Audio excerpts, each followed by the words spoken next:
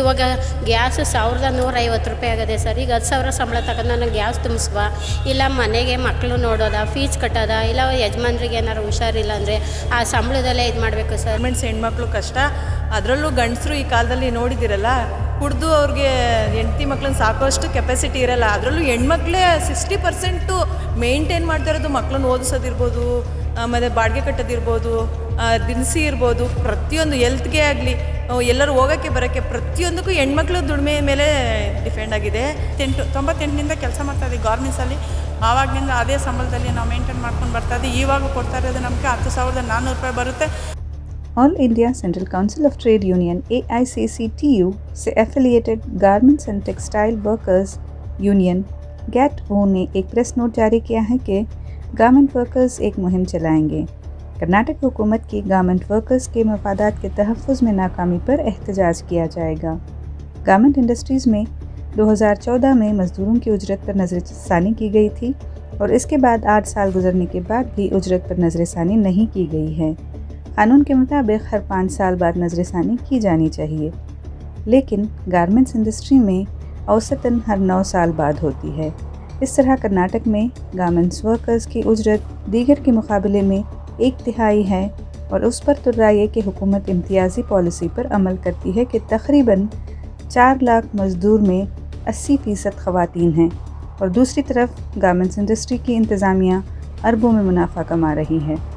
इस मुहिम में गैटो दीगर कार्रवाइयों के अलावा फ्रीडम पार्क में कारकुनों की तरफ से एक ज़बरदस्त एहतजाज करेगा।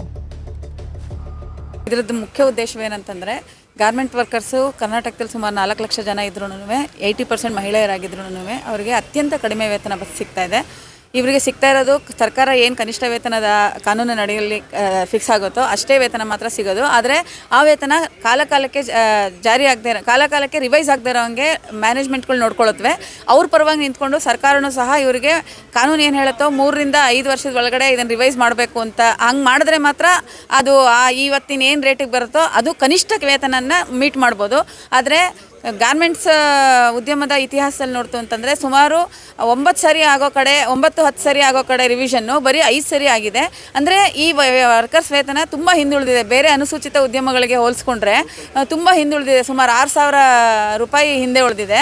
ಮತ್ತು ಹೈಕೋರ್ಟ್ಗಳು ಏನು ಆರ್ಡ್ರ್ ಕೊಡ್ತಾರೋ, ಇವಾಗ ಹೇಳಬೇಕು ಅಂತಂದರೆ 2018ರಲ್ಲಿ ಡ್ರಾಫ್ಟ್ ನೋಟಿಫಿಕೇಷನ್ ಮಾಡಿದ್ರು 445 ರೂಪಾಯಿ ಕೊಡಬೇಕು, ಯಾರಿಗೆ ಹೆಲ್ಪರ್ ವರ್ಗಕ್ಕೆ 445 ಕೊಡಬೇಕು ಅಂತ. ಆದರೆ ಮ್ಯಾನೇಜ್ಮೆಂಟವರು ಅತ್ಯಂತ ಪ್ರಬಲ ಲಾಬಿ ಅವ್ರದ್ದು. ಅವರೆಲ್ಲರೂ ತುಂಬ ದೊಡ್ಡ ಎಕ್ಸ್ಪೋರ್ಟರ್ಗಳು, ಮತ್ತು ಅವ್ರು ಹೊಲಿಯೋದು, ಅವ್ರು ಕಳಿಸೋದೆಲ್ಲದನ್ನು ಯುರೋಪ್ ಮತ್ತು ಅಮೆರಿಕಾ ದೊಡ್ಡ ದೊಡ್ಡ ಬ್ರ್ಯಾಂಡ್ಗಳಿಗೆ ಹೊಲಿತಾರೆ, ಅಲ್ಲಿ ಮಾರುಕಟ್ಟೆಯಲ್ಲಿ ಮಾರಾಟ ಆಗುತ್ತೆ.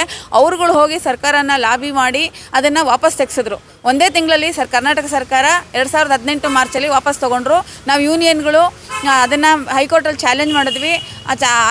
ಅದಕ್ಕೆ ತೀರ್ಪು ಕೊಟ್ಟ ಹೈಕೋರ್ಟು 2020 ಫೆಬ್ರವರಿನಲ್ಲಿ ಇಲ್ಲ ಸರ್ಕಾರ ವಾಪಸ್ ತೊಗೊಂಡಿರೋ ತಪ್ಪು, ಏನು ಡ್ರಾಫ್ಟ್ ನೋಟಿಫಿಕೇಷನ್ ಇದೆಯೋ ಅದರ ಆಧಾರದ ಮೇಲೆ ಇವ್ರಿಗೆ ವೇಜಸ್ ಫಿಕ್ಸ್ ಮಾಡಬೇಕು ಅಂತ 2020ರಲ್ಲಿ ಹೇಳಿದ್ರು. ನಾವು ಇವತ್ತು 2022 ಡಿಸೆಂಬರಲ್ಲಿದ್ದೀವಿ. ಇಷ್ಟಾದ್ರೂ ಸರ್ಕಾರ ತುಂಬ ನಿರ್ಲಕ್ಷ್ಯ ವಹಿಸುತ್ತೆ. ಗಾರ್ಮೆಂಟ್ ವರ್ಕರ್ ಅಂದರೆ ಅವ್ರು ಯಾವಾಗ್ಲೂ ಮ್ಯಾನೇಜ್ಮೆಂಟ್ ಪರ ಅಷ್ಟೇನೆ. ಸಂಬಳ ಒಂದು 11,000 ಬರುತ್ತೆ ಸರ್. ಅದರಲ್ಲಿ ನಾನು 6,000 ರೂಪಾಯಿ ಬಾಡಿಗೆ ಕಟ್ತೀನಿ. ಕರೆಂಟ್ ಬಿಲ್ಲು, ನೀರು ಬಿಲ್ಲು ಮತ್ತು ಇದು ಎಲ್ಲ ಸೇರಿ ಅದೊಂದು 1,500 ಹೋಗುತ್ತೆ.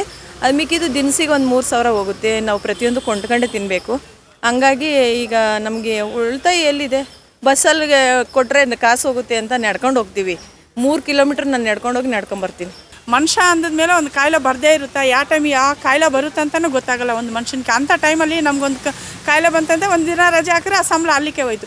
ಆ ಸಂಬಳದಲ್ಲಿ ನಾವು ಮನೆ ಹಾಕಿ ಬಾಡಿಗೆ ಕಟ್ಟಬೇಕು, ಮಕ್ಕಳನ್ನ ಓದಿಸಬೇಕು, ನಮ್ಮ ಮನೆಯವ್ರಿಗೆ ಸೋಕ್ ಹೊಡೆದಿದೆ ಅವ್ರನ್ನ ನೋಡ್ಕೋಬೇಕು. ಅವ್ರಿಗೆ 15 ದಿನಕ್ಕೆ 3,000 ರೂಪಾಯಿ ಬೇಕು ಮೆಡಿಷನ್ಗೆ. ನಾವು ಎಲ್ಲಿಗೆ ಹೋಗೋಣ? ನಾವು 2 ಮನೆ ಕೆಲಸ ಮಾಡಿಕೊಂಡು ನಾವು ಗಾರ್ಮೆಂಟ್ಸಲ್ಲಿ ಕೆಲಸ ಮಾಡ್ತಾಯಿದ್ವಿ.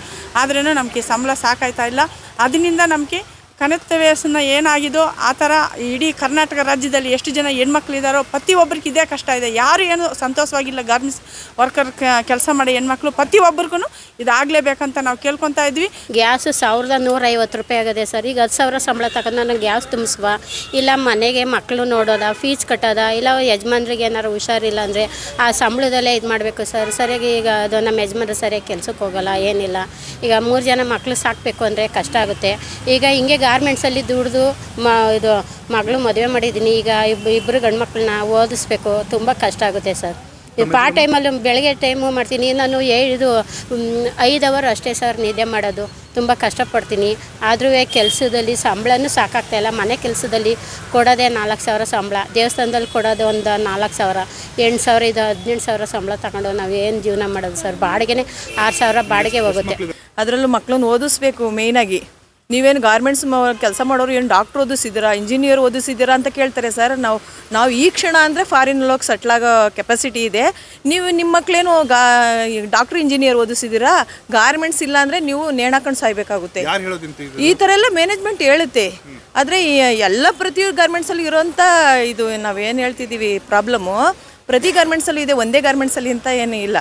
ಹಂಗಾಗಿ ನೀವು ಏನು ಮಾಡಬೇಕು, ನಮಗೆ ಕನಿಷ್ಠ ವೇತನ ಏನು ಸರ್ಕಾರ ನಿಗದಿ ಮಾಡಿದೆ ಅದನ್ನು ಕೊಡಲೇಬೇಕು. ವಿಷಯ ಹೇಳಬೇಕು ಅಂದರೆ ಇಲ್ಲಿ 80% ಮಹಿಳೆಯರು, ಅದರೊಳಗಡೆ 50 to 60% ಸಿಂಗಲ್ ವಿಮೆನ್ ಹೆಡೆಡ್, ಅಂದರೆ ಅವರೇ ಸಂಪಾದನೆ ಮಾಡಿ ಅವ್ರ ಮನೇನ ನಡೆಸೋವಂಥ ಹೆಣ್ಮಕ್ಳು ಈ 10,000 ರೂಪಾಯಿ ಸಂಬಳ ತೊಗೊಂಡು ವಿಪರೀತ ಕಷ್ಟಪಡ್ತಾ ಇದ್ದಾರೆ. ಅದರೊಳಗೆ ಅವ್ರಿಗೆ ಜೀವನ ನಡೆಸೋಕೆ ಆಗ್ತಾನೇ ಇಲ್ಲ. ಆದ್ದರಿಂದ ಎಲ್ಲರೂ ಇವಾಗ PF ಹೋರಾಟನ ನೀವು ಜ್ಞಾಪಿಸ್ಕೊಳ್ಬೋದು. ಇದರೊಳಗಡೆ ಎಲ್ಲರೂ ಇಲ್ಲ ನಮಗೆ ಅವ್ರದ್ದು ಬಸ್ ಔಟ್ ಆಗ್ತಾ ಇದೆ ಎಲ್ಲ. ಇವಾಗ ಅವರೊಬ್ಬರು ಹೇಳಿದ್ರು, ನಮ್ಮ ಜೊತೆಲಿ ಮಾತಾಡಿದವರು, ಅವ್ರಿಗೆ ಬೆಳಗ್ಗೆ 3 ಗಂಟೆಗೆ ಎದ್ದು ದೇವಸ್ಥಾನದಲ್ಲಿ ಕಸ ಗುಡಿಸಿ ಗಾರ್ಮೆಂಟ್ಸ್ಗೆ ಹೋಗಿ ಮತ್ತೆ ಬಂದು ಹೂವು ಕಟ್ಟಿ ಹೀಗೆಲ್ಲ ಮಾಡಿಕೊಂಡು ದಿನಕ್ಕೆ 18 ಗಂಟೆ ಕಾಲ ದುಡಿದ್ರೂ ಅವ್ರಿಗೆ ಅವ್ರ ಫ್ಯಾಮಿಲಿ ಎಕ್ಸ್ಪೆನ್ಸ್ನ ಮೀಟ್ ಮಾಡೋಕ್ಕಾಗ್ತಾಯಿಲ್ಲ. ಮತ್ತು ಜನವರಿ ತಿಂಗಳಲ್ಲಿ ಒಂದು ದೊಡ್ಡ ಪ್ರೊಟೆಸ್ಟ್ಗೂ ನಾವು ಅದ್ರದ್ದು ಮುಗಿಸ್ಬೇಕು ಅಂತಂದಾಗ ನಾವು ಅದನ್ನು ಮಾಡಬೇಕು ಅಂತ ಯೋಚನೆ ಮಾಡ್ಕೊಂಡಿದ್ದೀವಿ ಸರ್.